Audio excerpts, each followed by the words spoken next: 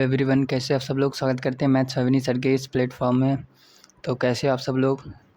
तो आज जैसा कि मैंने पिछले वीडियो में क्लास 10th की सोशल साइंस की जो बुक है उसके सिलेबस को बताया था, किस प्रकार से पढ़ें, किस प्रकार से उसके सिलेबस को ख़त्म करें। तो इस वीडियो में हम भूगोल यानी कि जियोग्राफी के चैप्टर फर्स्ट से स्टार्टिंग करेंगे, क्योंकि उसमें 7 चैप्टर हैं सबसे ज़्यादा।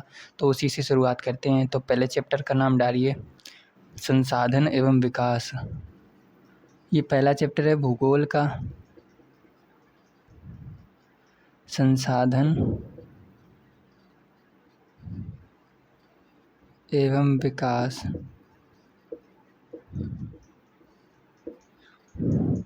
इस चैप्टर में बेसिकली हमें बिल्कुल बेसिक से जो भूमि है यानी कि मृदा के बारे में ही बताया जाएगा, किस प्रकार से उसका विकास होता है, कितने प्रकार की मृदा होती है, कहाँ है ये भारत में। इसके बारे में डिटेल से हम मैपिंग के थ्रू भी जानेंगे और लिखने से भी जानेंगे। तो आगे डालिए, इसके आगे हेडिंग है पहली, भू संसाधन। पहले तो मतलब जानिए आप संसाधन क्या क्या होता है। संसाधन जो मानव यानी कि हमारी ज़रूरतों को पूरा करे उसे हम संसाधन कहते हैं। जैसे कि मृदा भी हमारी ज़रूरतों को पूरा कर, जैसे खाने के लिए फसल उगती है और वहाँ पर अपना घर भी कंस्ट्रक्ट करते हैं और काफ़ी सारी चीज़ें मृदा से हमें प्राप्त होती हैं। तो मृदा यानी कि भू हमारे लिए भी एक संसाधन होता है। तो मृदा संसाधन, तो पहले हेडिंग संसाधन की ही लिखा देते हैं। संसाधन जो मानव की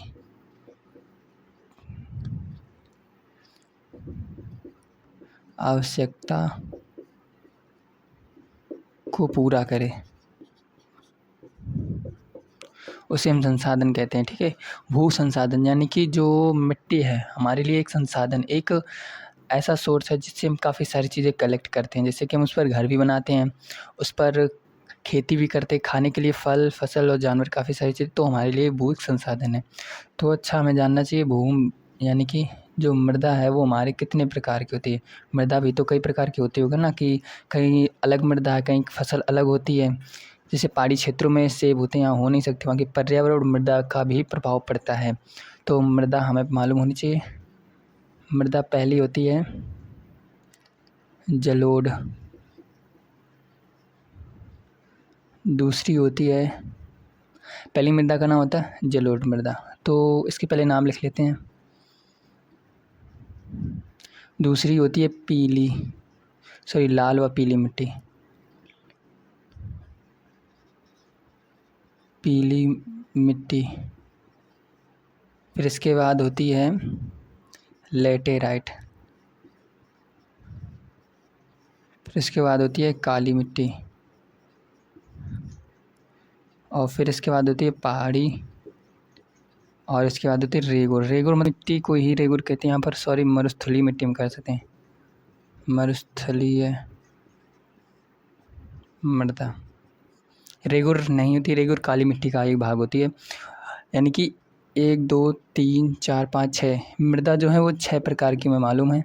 पहले जलोढ़, फिर लाल पीली मिट्टी, फिर लैटेराइट, काली, पहाड़ी, मरुस्थलीय। इन्हें हमने क्रम से नहीं लिखा है क्योंकि क्रम इनका अलग होता है। वैसे मृदा के प्रकार आपको आने चाहिए, किस प्रकार से कौन बनती है और कहाँ पर है वो आपको आने चाहिए। इसे क्रम से नहीं लिखा। पहले पढ़ते हैं जलोढ़ मिट्टी।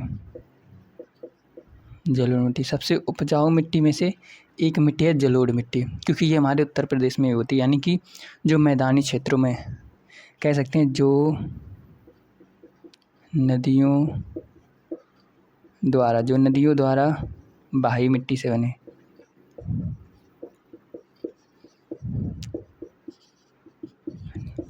ये सबसे ज़्यादा उपजाऊ होती है।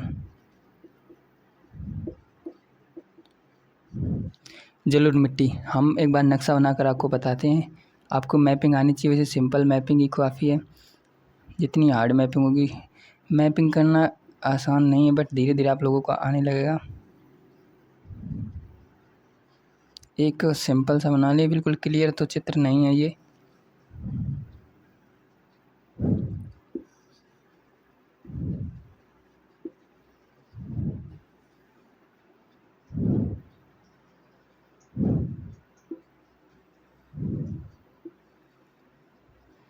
तो हमने चित्र बना दिया। जलोढ़ मिट्टी, जलोढ़ मिट्टी देखो यहाँ से निकलती है गंगा, यहाँ से आती है यमुना, और काफ़ी सारी नदियाँ यहाँ पर मिलती हैं। उसका बाद में हम एक अलग एक चैप्टर लाएंगे जिसमें सारी नदी तंत्र बताएंगे।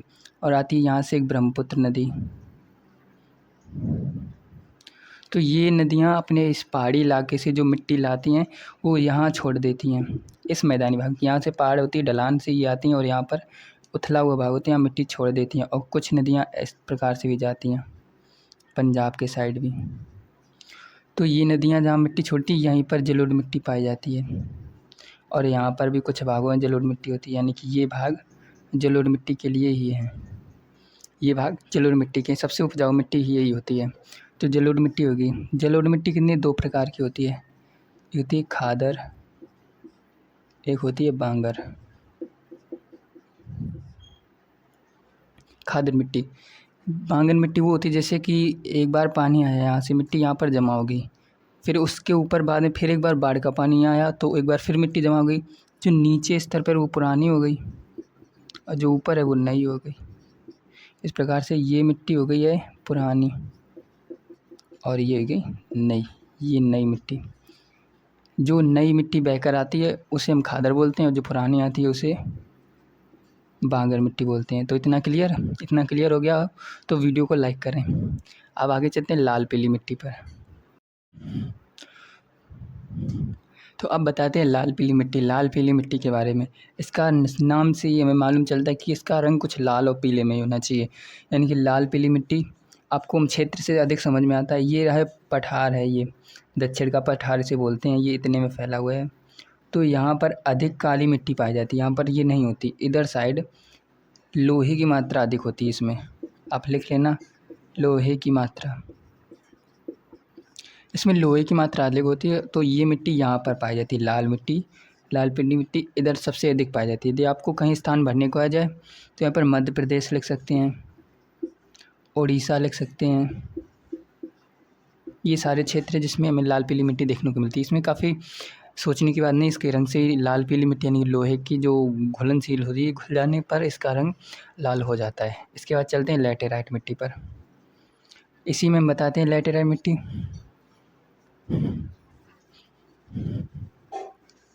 क्योंकि नक्शे से अच्छे से समझ में आ जाता है हर एक चीज़, जो कि नक्शे में बताने पर हर एक समझ में आ जाते हैं।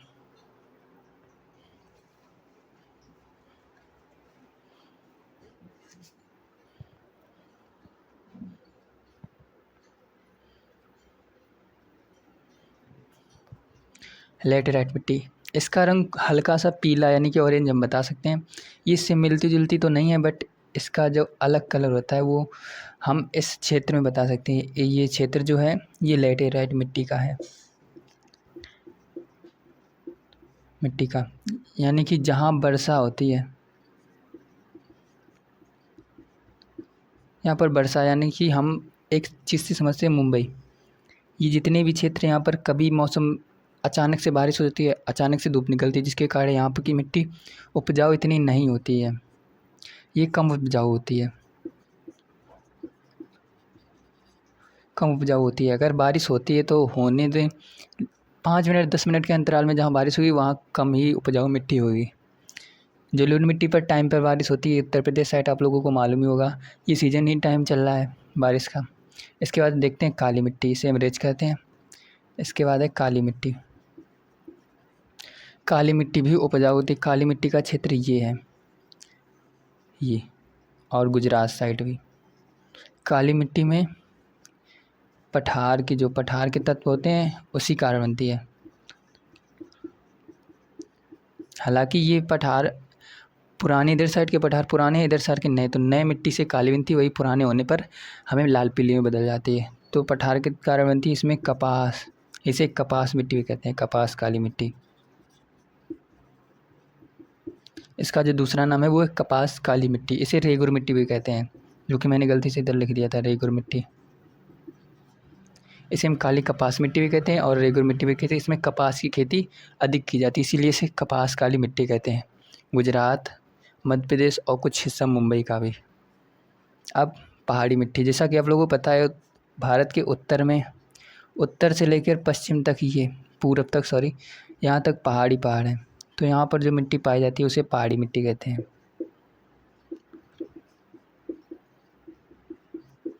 इसका जो कलर होता है वो हल्का भूरा होता है और इसमें कण होते हैं वो भारी होते हैं।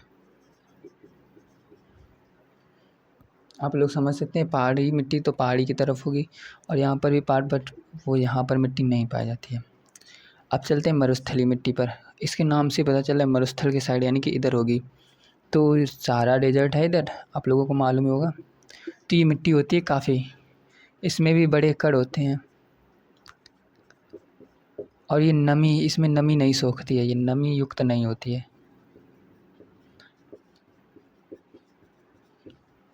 यहाँ पर बारिश काफ़ी कम होती है इसलिए ये उपजाऊ नहीं होती है।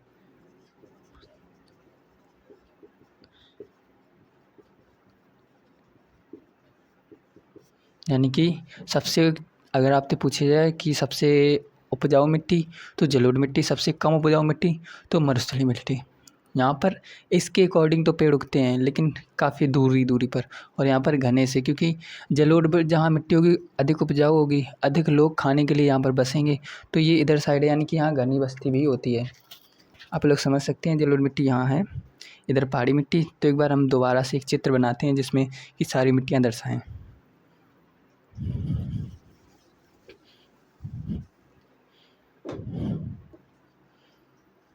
आप लोग भी अपने में मैपिंग करिए जिससे कि हल्का रफली बनाइए, क्लियर बिल्कुल नहीं होना चाहिए बट ठीक होना चाहिए।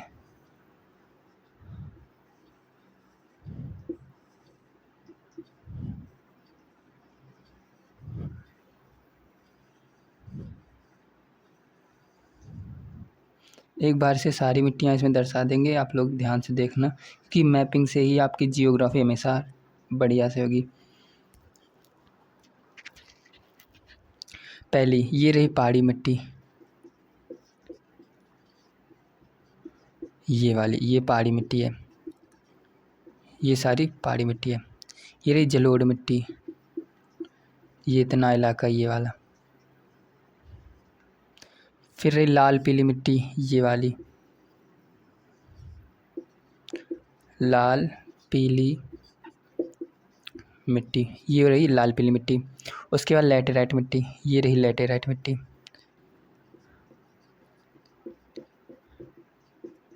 इधर भी काफ़ी सारी मिट्टियाँ हैं बट जहाँ सबसे अधिक मिट्टी वो पाई जाती है वहीं पर हम चिन्ह लगाए। जैसे लैटेराइट इधर अधिक पाई जाती, पाई तो इधर भी हल्की ली जाती बट इधर ज़्यादा पाई, इसीलिए इधर भी लिख रहे हैं। इधर पाई जाती काली मिट्टी, ये वाला इलाका काली मिट्टी का। और यहाँ पर पाई जाती है मरुस्थलीय मिट्टी, यहाँ पर पाई जाए मरुस्थलीय मिट्टी। सारी होगी मिट्टी, यानी कि ये क्षेत्र आप लोग अपने कॉपी पर नोट कर सकते हैं क्योंकि यहाँ से एक ना एक क्वेश्चन बोर्ड एग्जाम में हर बार पूछा जाता है। सबसे अधिक काली मिट्टी का पूछा जाता है और इसे कपास मिट्टी भी ध्यान रखना, ये मोस्ट में है, कपास मिट्टी भी कहते हैं क्योंकि यहाँ पर कपास की खेती अधिक होती है। तो अब चलते हैं अपर्दन की ओर।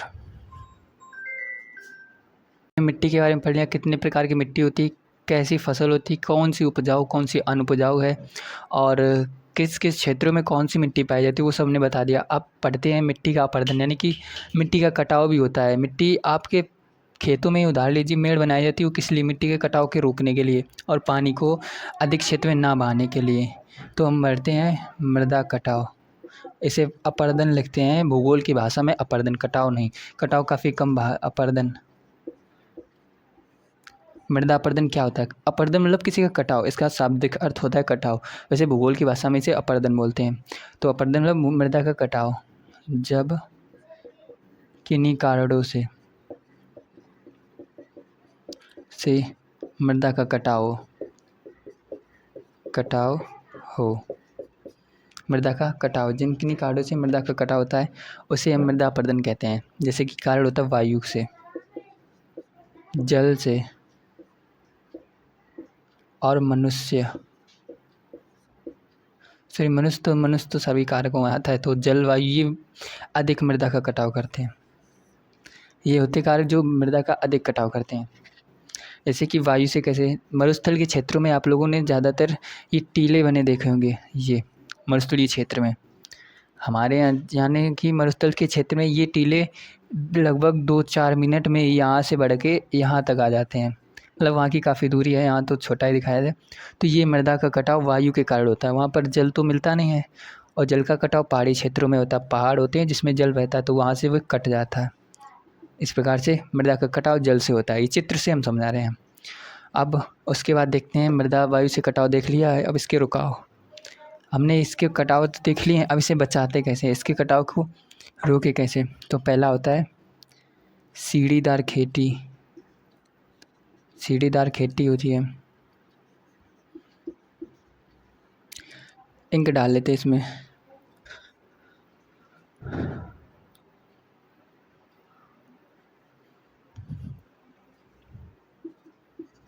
चलो सही है। सीढ़ीदार खेती। दूसरी मेड़ बनाकर।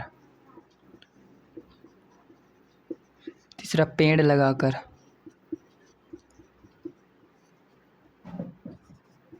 और चौथा झाड़ियाँ लगाकर। अब देखते हैं सीढ़ीदार खेती। पहाड़ी क्षेत्रों में आप लोगों ने शायद देखा, असम साइड सीढ़ीदार खेती हुई इस प्रकार से, जिससे कि मिट्टी का कटाव भी ना और पानी की रोकने के लिए भी उपाय मिलता रहे। अगर हम इसे इस प्रकार से करेंगे, इस प्रकार से इसमें खेती हो ही नहीं पाएगी। तो इसे सीढ़ीदार, इसे काट कर सीढ़ीदार कर लिया जाता है। इसकी चौड़ाई काफ़ी कम होती है, इसकी लंबाई अधिक होती है। जितनी दूर पहाड़ जाएगा उतनी लंबाई इसकी अधिक। तो ये सीढ़ीदार खेती होती है। मेड़ बनाकर हम लोगों ने खेती इस प्रकार से देखी, जो कि प्रत्येक जगह मेड़ बनाकर ही होती है। इससे चारों तरफ से मेड़ बना दी जाती है। पेड़ लगाकर, यही हम मेड़ पर पेड़ लगाएं तो इससे मृदा का कटाव कम होता है। यदि हम झाड़ियाँ लगाएं, छोटी छोटी झाड़ियाँ जो कि मिट्टी का अधिक कटाव रोकती हैं, सबसे महत्वपूर्ण हम झाड़ियाँ मान सकते हैं जो कि मिट्टी का कटाव कम रोकती हैं। तो हमने पेड़ लगाकर देख लिया, झाड़ियाँ लगाकर और मेड़ बनाकर, ये 4 प्रकार से हम इसे रोक सकते हैं। तो बस इतना ही इस चैप्टर में होता है। यानी कि हमें पढ़नी होती है मृदाएँ कितनी प्रकार की होती हैं, कहाँ पाई जाती हैं, किन क्षेत्रों में। हमें काफ़ी सारे ये नगर भी पता चल गए हैं, और किस प्रकार की किसमें खेती होती है वो आप लोग भी जानते हैं। जैसे कि काली मिट्टी में कपास होता है, जलोढ़ मिट्टी में गेहूँ, जौ, चावल आदि भी होते हैं, और रेगिस्तान मिट्टी में काफ़ी कम चीज़ें वहाँ होती नहीं। पहाड़ी क्षेत्रों में सेब और ठंडे फलों की भी खेती होती है। और इसमें मृदा का अपर्दन पढ़ते हैं कि मृदा का कटाव किस प्रकार से होता है, किन कारणों से होता है, और किस प्रकार से रोका जाए। बस इतना ही इस चैप्टर में होता है। तो मिलते हैं अगले लेक्चर में अगले पार्ट के लिए। अगला पार्ट भी भूगोल का ही पढ़ाएंगे, क्योंकि इसमें 7 टोटल चैप्टर हैं। तो इसका सिलेबस ख़त्म करने के लिए आप लोग बने रहिए इस चैनल पर। अगर वीडियो अच्छा लगा हो तो लाइक करना और कमेंट ज़रूर करना।